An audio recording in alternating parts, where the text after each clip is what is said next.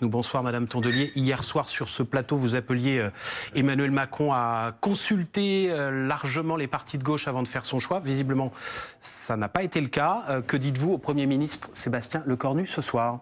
Je vous confirme que, nous n'avons pas été consultés et que, deux, si nous ne l'avions été, nous n'aurions pas donné le nom de Monsieur Lecornu, que tout ça est une provocation. Je n'ai pas d'autres mots pour qualifier ce que fait Monsieur Macron, qu'on voit bien qu'il a perdu l'élection législative, il propose Premier ministre après Premier ministre, mais en fait, il est en train de se restreindre de plus en plus sur son premier cercle. Il a commencé par M. Barnier, dont on pouvait se dire peut-être, bon, c'était un parti autre que le parti d'Emmanuel Macron, bon, allié mais autre. Ensuite, il est passé à M. Bayrou, qui était un autre parti, mais vraiment un allié de la première heure du macronisme depuis 2017. Et puis là, voilà, c'est carrément M. Lecornu, qui est de son mouvement, qui a été dans beaucoup de gouvernements auparavant. Et donc, c'est vraiment le macronisme qui est en train de se réduire sur lui-même à une forme d'entre-soi, parce que finalement, plus personne ne veut travailler avec eux.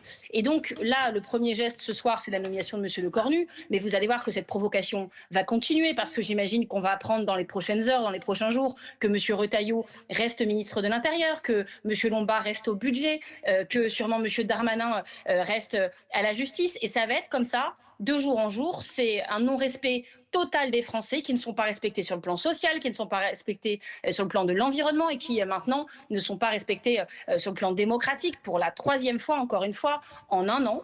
Et donc, tout ça ne peut pas bien se terminer. Je le dis, j'étais en train d'organiser, comme beaucoup de politiques, mon agenda pour être présente aux côtés des manifestants demain. J'aurai une raison supplémentaire de l'aide. Je serai à Calais le matin et à Dunkerque l'après-midi, aux côtés des salariés d'ArcelorMittal qui, comme tant d'autres, en veulent à ce gouvernement et ont raison de l'être. Marine Tondelier, puisque vous parlez de votre agenda, le nouveau Premier ministre va donc consulter les chefs de parti dont vous êtes, en tant que patronne des écologistes, avant de composer son gouvernement. Est-ce que vous irez à ce rendez-vous et dans quel état d'esprit, tout d'abord ? Est-ce que vous pensez sincèrement que ce qu'on va lui dire aura un quelconque impact sur ce qu'il fera?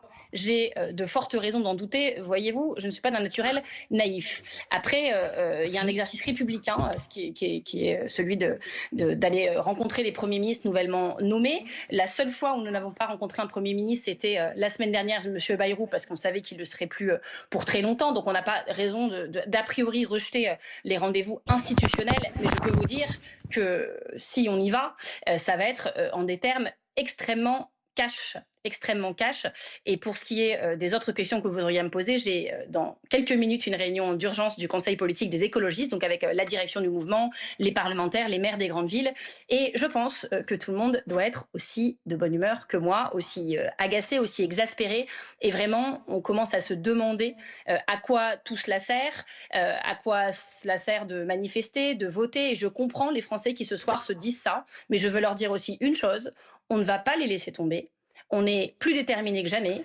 On sera à leur côté demain dans la rue pour défendre leurs intérêts. Et avec eux, s'ils le veulent bien, on va continuer. Merci Marine Tondelier. Provocation donc que cette nomination de Sébastien Lecornu, c'est ce que vous dites ce soir.